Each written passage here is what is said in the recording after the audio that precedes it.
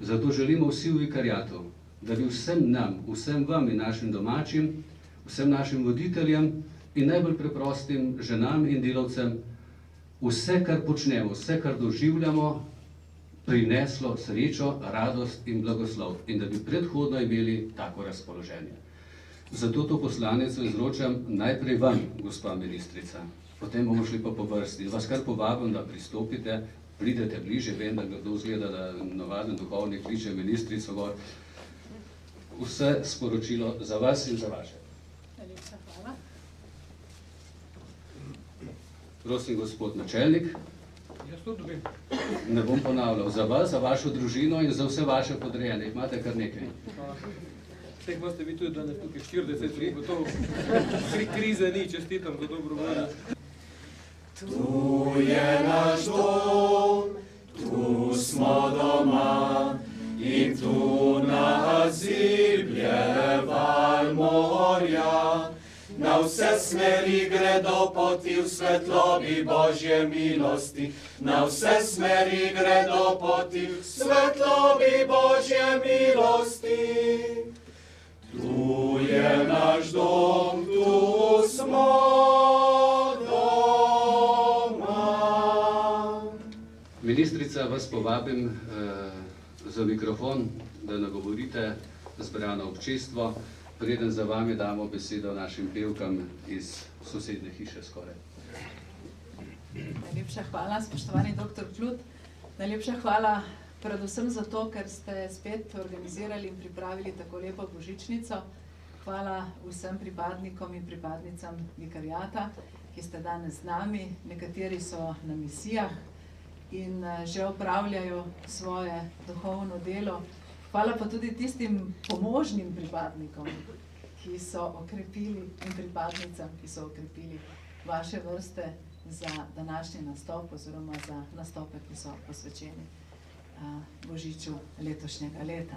Hvala tudi vam, ki prihajate k nam iz soseščine, iz srednje pedagoške šole in gimnazije. Zelo vesela sem, da ste prišli na ta dogodek, da ste tu pri nas na Ministrstvu za obrambo, kajti vrata tega ministrstva so za civilno okolje vedno odprta in veseli smo, ko to odprtost razumete tako, da pridete tudi tako številno med nas in počastite skupne praznike skupaj z nami.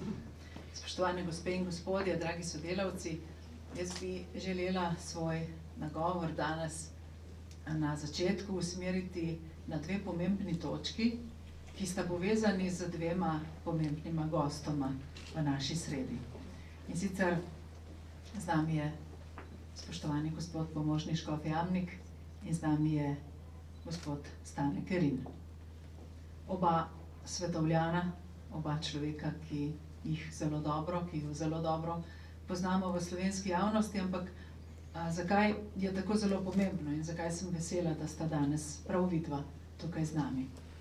V letu 2011 smo preživeli marsikaj. Tega leta se bomo spominjali z lepimi, mora biti tudi malo manj lepimi spomini, zapisi v svojih življenjskih poteh.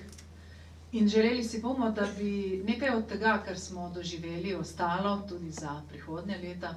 Nekaj bi bilo pa dobro, da se pozabi oziroma da se ne nadaljuje. Pa tiste stvari, za katere si želim, da bi se nadaljevale, je počastitev nekega datuma v zgodovini, 11. novembra, ki pomeni konec Prve svetovne vojne in ki smo ga v našem slovenskem prostoru letos prvič počastili. Počastili smo ga na podlagi predloga, pobude tujih diplomatov, veleposlanikov v Republiki Sloveniji. Spravi, da ta dogodek ni zrastel na naših tleh in pri nas. Ampak tisti, ki so najhitreje takoj sprejeli pobudo tujih veleposlanikov in jo pretvorili v našo, zelo iskreno našo, so bili predstavniki naših verskih skupnosti. Zlasti spoštovani gospod škof Jamnik in njegovi sodelavci in pa seveda naši pripadniki vojaškega vikariata. Tudi ko smo se ob tem dogodku poklonili padlim v osamosvojitveni vojni leta 1991, je bil skupaj z nami gospod škof Jamnik. To nam v bistvu pove, spoštovani gospod škof, da ste z nami takrat, ko mislimo ne samo na konce vojn, ampak takrat, ko smo v mislih s svojimi mrtvimi. In vojna in vojska povzročata mrtve v svojih vrstah in v vrstah nasprotnikov. Res je, da si želimo, da bi bilo teh smrti, teh žalosti čim manj. To, da dogajajo vse. In tisto, kar ste nas učili, na kar nas opozarjate in moramo sprejeti kot lekcijo zase, za svoje posvetno delovanje v prihodnosti je, da je treba spoštovati mrtve. Vse. Ne glede na to, na kateri strani so padli. To je tisto, kar mora biti v našem javnem življenju v Sloveniji še ni tako zelo sprejeto. In tudi ne povsem in vedno razumljeno. Toda prav ta slovesnost ob 11. novembru je take vrste, da nas vseeno pelje na pot spoštovanja ljudi, ki so padli za svoje domovine, kjerkoli. In katerih dostojanstvo velja ceniti. To je tisto, kar ste nam dali ob tem prazniku, spoštovani škof, in zaradi tega in zaradi zavedanja in želje, da bi zmogli v prihodnjih letih ohranjati ta dogodek, to slovesnost, 11. november, ki naj ne bo samo pobuda tujcev, ampak naj bo to nekaj, kar znamo mi, tudi tu doma, razumeti, spoštovati in z dostojanstvom predstaviti svojim ljudem. In naj bo to vsaj kalj tega, naj bo v tem, kalj spoštovanja vseh mrtvih, vseh vojakov, ki so kdajkoli, v katerikoli vojski, tudi na naših tleh, padli za različne domovine. Drugi pomemben dogodek in človek, ki ga velja omeniti in je danes z nami, je gospod Stane Kerin. Misionar z vsem srcem in v mnogih svojih delovanjih. Rada bi, da se, spoštovane gospe in gospodje, Staneta Kerina spomnimo tudi kot človeka, ki je neštetokrat stal ob strani Slovenski vojski in vsem našim civilnim funkcionalnim strokovnjakom. Kajti ni ga bilo usposabljanja za civilne funkcionalne strokovnjake, na katerih bi manjkal Stane Kerin.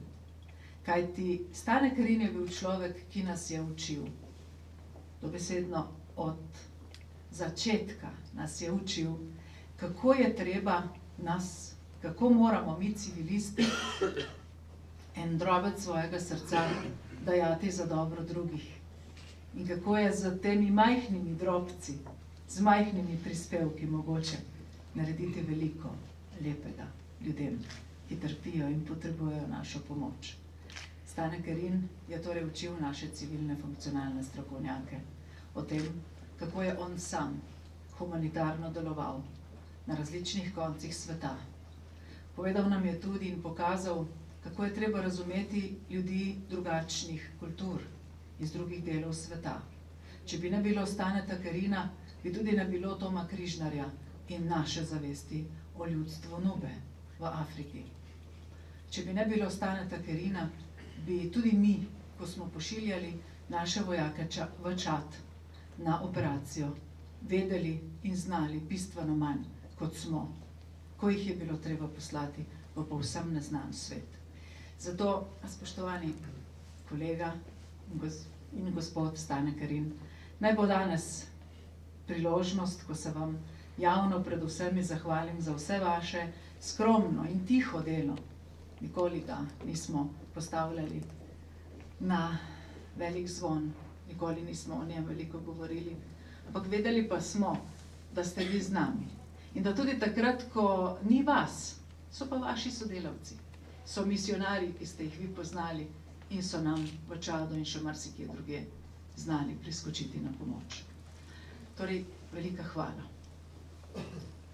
Tretja in predzadnja stvar, o kateri bi pa rada spregovorila in je povezana tudi z letom 2011, pa je bolj grenka.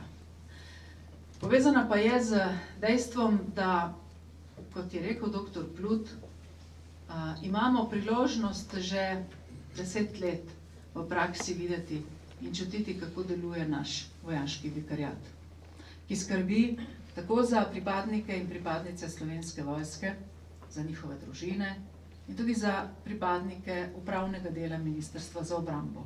Vse tiste, ki to želijo in izkažejo potrebo po tem, da se, tako kot smo danes mi tukaj na tej božičnici, udeležujejo različnih aktivnosti, ki jih izvaja vojaški vikariat.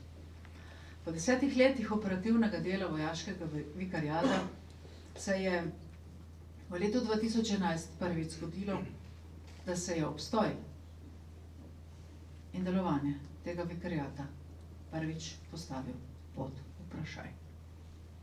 Nikoli ne bi verjela, da smo sposobni ljudje, tudi politiki, oditi tako daleč nazaj v zgodovino, da smo sposobni pozabiti 10 let delovanja. 10 let nekega zelo aktivnega, zelo poštenega in zelo iskrenega dela z ljudmi. Doma, v tujini, na misijah. In vendar sem to morala preizkusiti tudi na sebi. In zaradi spoštovanja vsega dela teh ljudi in zaradi spoštovanja dostojanstva vsakogar, zaradi spoštovanja strpnosti, sem si prizadevala in javno govorila in zagovarjala naš vojaški vikariat. To je stvar, za katero bi bilo prav, da bi jo bilo mogoče v letu 2012 in kasneje pozabiti, črtati. Morebiti je ne bo mogoče pozabiti. Zato vas prosim vse, ki čutite, razumete in spoštujete delo vojaškega vikariata, da v prihodnjem letu in v prihodnjih letih skrbite za to, da vojaški vikariat ostane z nami. Da ostane z vojaki in vojakinjami. Da ostane to, kar mi zdaj po teh 10 letih poznamo, čutimo in vemo, kako deluje. Je ena naših najbolj premestljivih enot, če uporabimo vojaško izrazoslovje. Vsi pripadniki vikariata so že bili na kakšni misiji. In nenehno in vedno znova obiskujejo naše vojake in vojakinje vse povsod, kjer so po svetu na različnih misijah.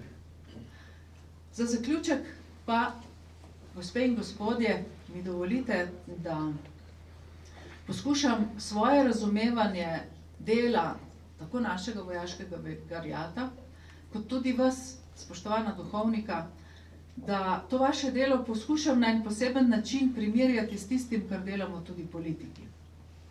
In sicer, ko spremljam, kako doživljate nas ljudi, imam občutek, da morate srečati zelo veliko različnih ljudi, da se dotaknete različnih duš in da morate vedno znova oditi dalje v pričakovanju novih ljudi, novih duš. Tako je tudi s politiki. Pridemo, se dotaknemo duš, jih spremo in gremo dalje. V duhu tega, kar delamo, eni in drugi, je tudi ena pesem, ki jo mislim, da vsi že poznate. In tudi veste, da jo jaz pogosto govorim. Pa mi dovolite, da jo za zaključek še enkrat povem vsem nam. V njej je namreč skrito sporočilo o tem, kar delamo za ljudi. Gre pa takole.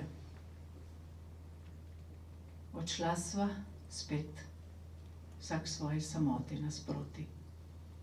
In sva spet, kar sva bila. Komaj še človek. Tako čudno ubog. Vse je dobilo drug obraz ta hip. Drevesa, hiše, oblaki in ceste so, kot da nikamor več ne držijo in je vseeno, kam nameriš nogo. Odšla sva spet, vsak svoji samoti nasproti.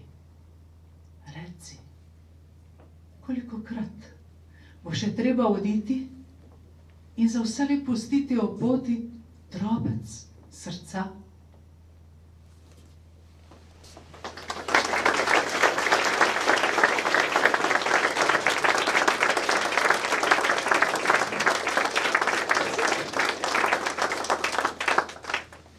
Hvala, gospa ministrica, tudi zato, ker čutite, tako zanesljivo vem, tudi načelnik generalštaba in velika večina pripadnic in pripadnikov Slovenske vojske s tem, kar smo mi na svoj način doživljali lansko leto in verjamemo, da imamo v pripadnicah in pripadnikih in v vas podporo tudi v letu, ki je pred nam. Saj smo vsi pravzaprav v tej vojski in v tej državi zaradi ljudi in drug zaradi drugega, ne pa zaradi politike.